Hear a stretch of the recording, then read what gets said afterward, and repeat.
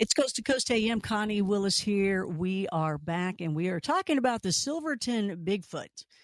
We're seeing what maybe you think, if it's true or false, and why. So you can call in. The lines are open for you to call in and actually talk to the Parkers, ask them some questions if you'd like. But before that, we're going to talk with Jeff Johnson, the vice president and the general manager of the Durango and Silverton Narrow Gauge Railroad, as well as the fiddler and banjo player too, with High Rollers. When you did that, that was like 10 years ago.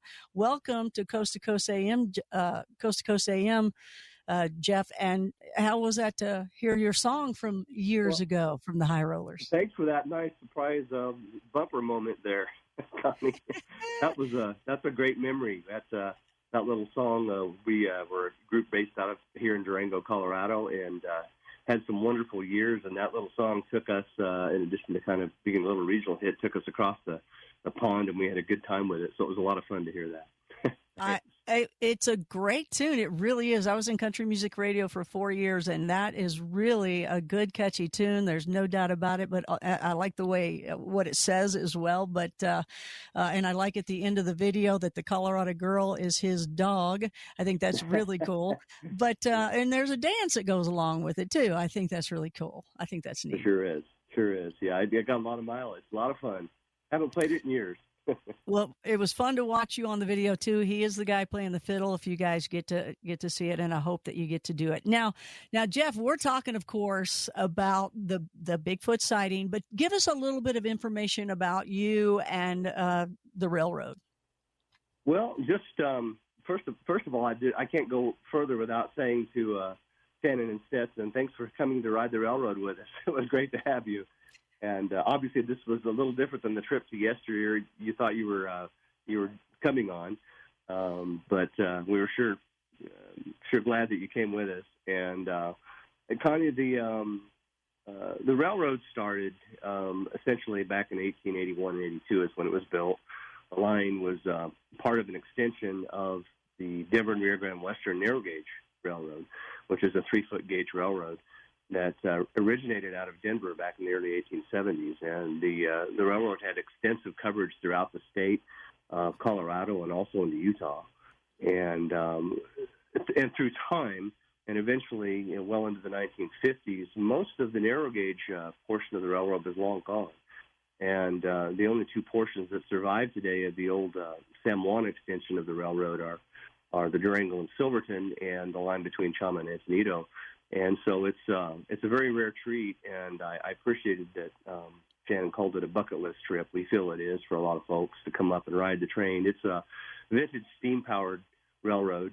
We use locomotives from the 1920s, and most of our coaches, or many of them, are from the 19th century as well as a little bit after that. So it's a very vintage experience, to say the least. And we traverse the Animas River Canyon all the way from Durango up to Silverton, which is just about 9,300 feet up in Silverton. And the headwaters of the Animas River are just a few miles up above Silverton. So it's quite a trip, and it follows the bottom of the canyon to the Needle Mountains in the San Juan Range. And I first started there myself initially right out of high school, actually, about 42 years ago. And it became something I wanted to do since I was a kid. I was from Oklahoma originally, and we spent some time in Durango, and I discovered it, and it was just like home to me there. And my career took me in some different areas away from Durango for some years and then back. And over the last 5 years, I've been serving as the general manager of the railroad, and in that capacity, enjoying every bit of it. And it's kind of come full circle from 42 years ago. But I have to say, in all my experiences, I didn't expect to be able to have a conversation like this. So this is fascinating to me as it is to everyone else. And I love that you also know Coast to Coast AM well, and here you go. You never thought you'd be on Coast either. There you go. No, life is just wonderful. Good things are happening for you. So now, with that particular train ride, I know for sure this is the time of the year, and this was October 8th, but this is the time that you take these rides because you're going through the mountains and you are looking at the leaves changing, correct? Exactly. We have a big rush of ridership that hits usually from mid-September to early to mid-October, depending on the schedule of the leaves turning. And this year, it's actually been quite steady for us, well into October, up to 400, 450 riders a day. So it's been quite a busy October because of the way the leaves have been. Well, Shannon and Stetson, I want you all to hang by a little bit because I just want to get some more questions from him, and then we'll get some more answers from you guys before we start taking the phone calls, because I know people are going to want to ask you guys things. And I encourage you guys to ask, just because I believe and anybody else saying they believe too, I know there's a lot of you that don't. So if you can call in and be civil, please be civil about it. That's what we want for sure, so we can learn about it, because I'm telling you, if it is a hoax, man, I want to meet that person. They did great. I really do. And I want to know what they did, because they have fooled me too. And I'm always open to learning. So all that's fine. But we want to learn a little bit more from you, Jeff. Now, first of all, how fast do the trains usually go? I'm trying to get a perspective of where the train was, how fast it goes, and what area that was in after you've seen the video, that you can say if it's an area where it's so close to the depot that somebody could easily walk over there. Tell me what you know or what you think of it after seeing the video. Well, from what I can tell and looking at that, it really appears to be, and Shannon or Stetson could correct me or make sure and corroborate this, but it appears to be a location probably about 10 to 12 minutes out of the Silverton departure station southbound toward Durango. So that would put it, if the train had left right on time around 3:15, probably somewhere around 3:25 to 3:30, depending on what time they were making to get down there. The location, and again, I'd appreciate if they want to corroborate if that sounds correct to them. That's based on what I'm seeing and looking at some other photographs of the area since you and I first spoke, Connie. That area is not extremely remote. There are county roads and service roads in the general area, but it's not right next to the depot building or right next to the end of track. It appears to be on the east side of the river. I'm going to guess maybe 700 to 1,000 feet. It's hard to tell with the zoom on the camera. Maybe 700 to 1,000 feet across the river east of the track. You can tell by the way the sun sets on the west side, the way the shadows look. It seems to be more of an afternoon getting toward evening sun coming down from the west in that spot, which makes a lot of sense. And it would be right before crossing the river, at which time, when that was taken, I believe the river would have been to the left as toward between the train and the siding. And shortly thereafter, they would have crossed a bridge, which would have taken the river to the other side. So that's my best shot at the location after having seen it. How fast do your trains go? That would have been doing probably somewhere around 12, probably between 10 and 12 miles an hour right there. We have a restriction on the bridge crossing down there, which is 10 miles an hour. Generally, the trains average 15. So it could have been going about 15, and then it would have slowed down to about 10 for the bridge, depending on exactly where they were. Do you guys ever pay people or not pay people? Do you ever use any people to dress up as Bigfoot and do any type of PR stunts, or do you know of anything like that? We do not. And in fact, it's interesting. Through the years, we've been asked to do little kinds of stunts, which included fake holdups and Western robberies. And we've not, as an organization, been taken in to put on kind of acts like that unless something is truly an advertised special event. The thing we're presenting to everybody is really that vintage wilderness experience. And it's funny, a lot of people ask me that, right away, was this something the railroad did? And all I can share on that one is if anyone involved with the railroad or that knew the railroad was involved in it, that's the company and the organization knows nothing about it yet. It's kind of funny when all this started. I think you said October 8th was when it was filmed. I'm not sure when this went viral, but it was probably a day or two after it went viral that someone came to my office and told me about this. And the first thing I thought was, well, someone must have seen a bear and put a picture online. I had no idea what was going on with this video and these still shots. And then I got a call from the New York Post. I think you had been trying to reach me prior to that. And then I realized it was something really serious going on. And I started asking questions and talking to everyone around the office, and even just through today, trying to figure out and piece together what was maybe going on. But I can certainly put that one part to rest, that if anybody was putting together a hoax, the company sure didn't know anything about it. Now, I think you had said at one point years back there was something at one of the depots or one of the stops. Yeah, I wanted to share that. I think it was 12 to 15 years ago. There was a vendor, a store in the town of Silverton that had a store dedicated to the lore of Bigfoot.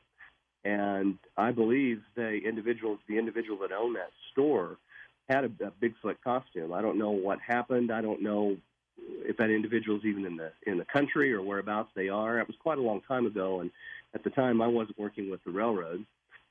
So there's been a little bit of some lore of Bigfoot in Silverton, to say the least. And interestingly enough, too, I had just talked with someone, a resident from Silverton today, who shared with me that they had heard some days prior to that film being released or shot that someone was in town asking someone in some businesses around town about Bigfoot in general, and they said they were from a production company. That's just something I learned today in trying to do some snooping around. But I don't have any more information about that. No one seems to know who they were or what it was and what they were asking. It was pretty vague, to say the least. But that's about the most I've been able to dig up so far. Yep, heard a little bit about that one before, and I can tell you that and I'm not saying that's right or wrong or whatever. I know I've been around different locations and that happens all the time, that kind of thing. Maybe because I'm in that world too, but you hear that often as well. Doesn't mean that they did anything, but I think that's what the people were alluding to with that it was a production company maybe doing something like that. And if they are, they'd have, I think it'd be smart for them and great PR for them to go, hey, that was us that hoaxed you, and then prove it and show it as well. Because if it is a hoax, great. Certainly want to know that. But if not, certainly want to learn from it. So before we bring back the Parkers, is there anything else you want to add to this? What do you think? What do you think after seeing it?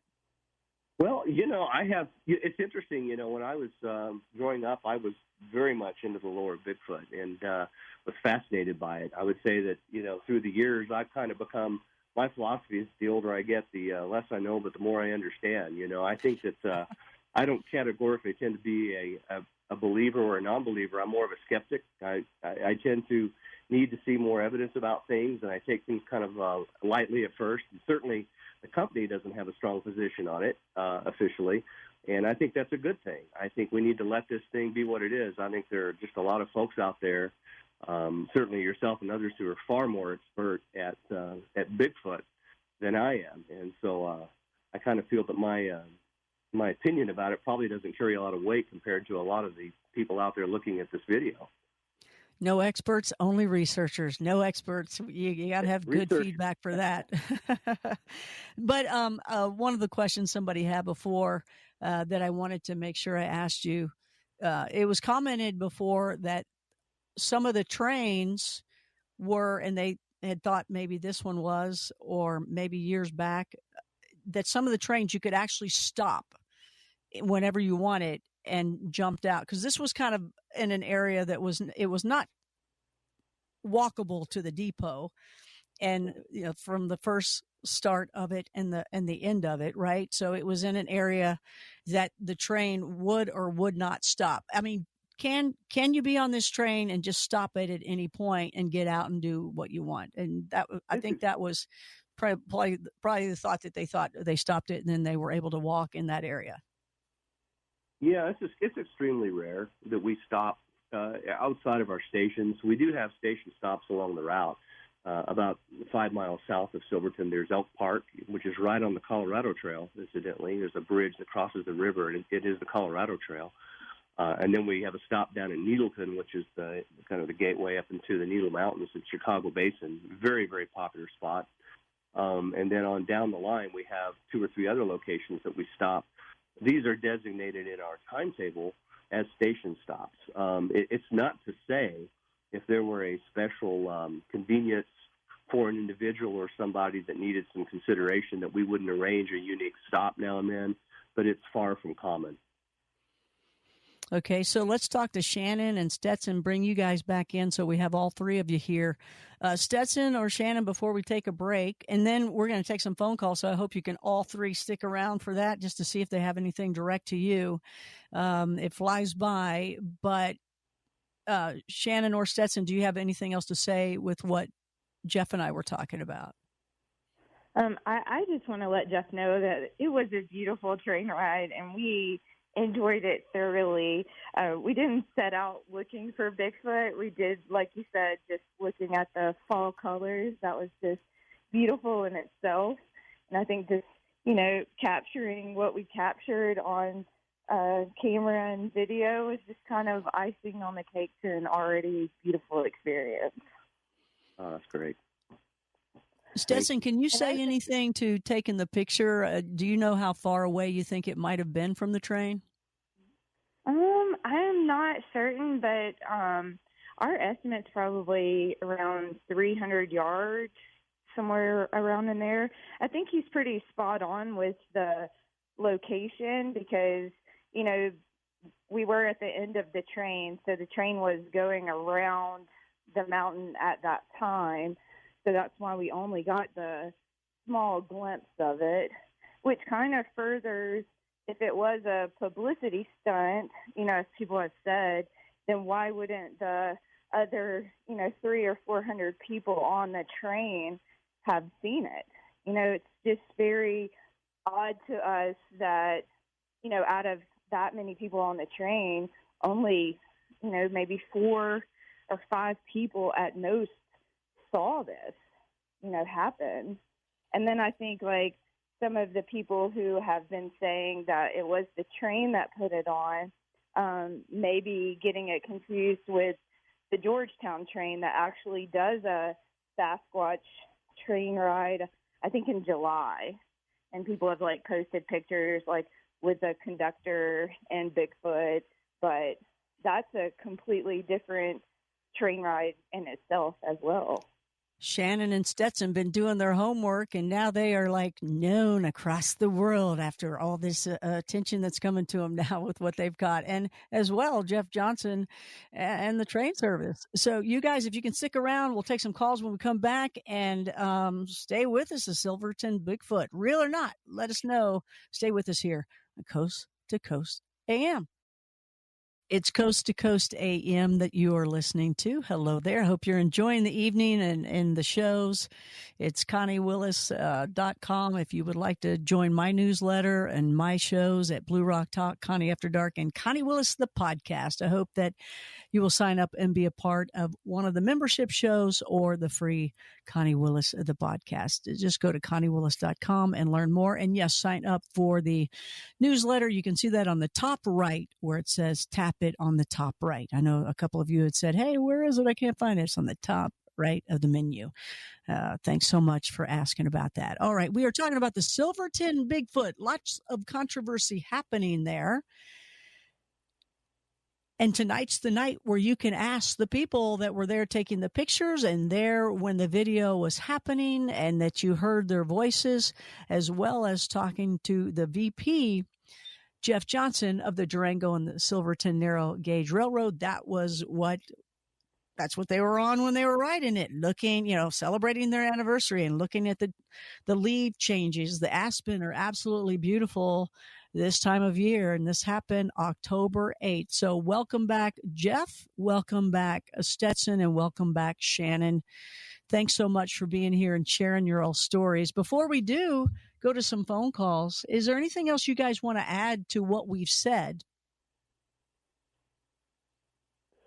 So I actually did an interview a couple of weeks ago, and it was brought to my attention, in a question form of why have we never found a body. And I thought it was an interesting concept. I kind of wanted to bring it up. Excuse me. And it was from a group based on North Dakota called the She Squatchers. It's an all-female. Yeah, I know. Group. Okay, good deal. Hey, She Squatchers, how are you doing? Give them a big shout out. They're cool. They're cool people. That's right.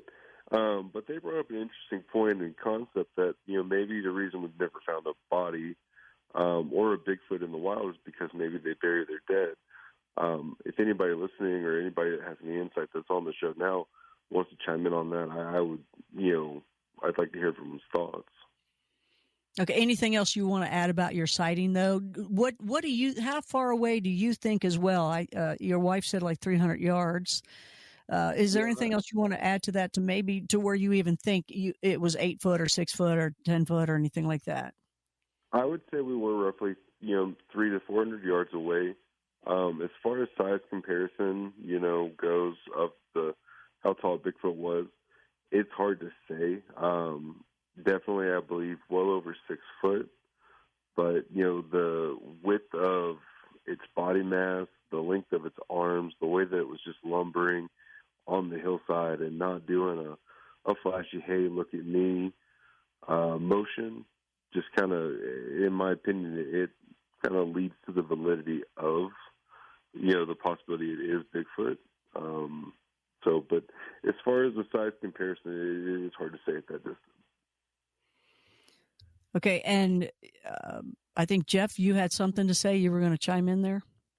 I was saying I think we've covered it pretty well, actually, and I appreciate that Stetson and Shannon kind of corroborated my thoughts about what the distance was there over the river. And I did note it was interesting that they said they talked to one of our trainmen who had mentioned something about experiencing something hiking at one point. I thought that was very interesting. I had the reaction among employees has been pretty mixed, as it would be probably across any cross section. Mostly skepticism, with some other folks who do probably feel strongly about it and believe. So it's really interesting. Let's go east of the Rockies. Let's talk to Mark out of Kentucky. Hey, go Big Blue. How are you, Mark? Welcome to Coast fine. AM. Thank you for taking my call. I would like to ask your guest if they noticed, as Bigfoot was walking, if the arms were hanging below the knees and they could actually see his arms moving back and forth, because that would demonstrate that it was an actual Bigfoot rather than someone dressed in a costume. And Mark, before he answers that, Mark, what did you think? Do you think real or no? Yes, I'm a believer. I'm definitely a believer. Okay. Go ahead, Stetson or Shannon. I would say, seeing him move and kind of, walk, the arms were definitely longer than anything I had ever seen before on any creature of any size. Standing straight up at full length, the fingertips pretty much came down right around to the knees itself. I would say the arms were pretty well extended, longer than anything I had ever seen on any creature in existence. Yeah, that always makes a difference for sure when people are looking at that. Let's go wild card line number 3. Talk to John out of Florida. Hey there, John. Welcome. You're on the air of Coast to Coast AM. Hey there, Connie and the Parkers and Jeff. I had an experience. I'm 62 years old, but I grew up in Washington State on a Whidbey Island. And when I was a kid, I was in the Scouts, and we went camping up in Mount Baker, and Mount Baker is notoriously known as a Bigfoot sighting area, and we were camping up there overnight, and I remember in the middle of the night, we heard a rustling, and it woke us up, but we didn't dare go outside of the tent. Thought it might have been a bear, but in the morning, we smelled, the Scoutmaster best described the smell. It was an awful smell. It smelled like, he said it smelled like 40 wet dogs. It just took your breath out. It was so smelly, whatever was there. And he said that definitely wasn't a bear because the marks, the print marks looked like human print marks, and they were big. They were like, wider than a human's and longer. So definitely was not a bear. Now, my question, I'm a believer in Bigfoot. Since I was about that age, I remember that experience, and I do think that those creatures exist. My scouting experience, we had Navajo Indians who were part of our scouts. One young man said that they believe that Navajos believe that it's a shaman, that a bad shaman, that is what the Bigfoots are. But the Bigfoot you have in your picture, it's interesting because he's got some real dark, either some dark coloration around his eyes, or it looks like he might have stole the backpacker's sunglasses or something. Some John Lennon ones, right? Some John Lennon ones. Yeah, I saw that picture. I'm like, wow, that's interesting.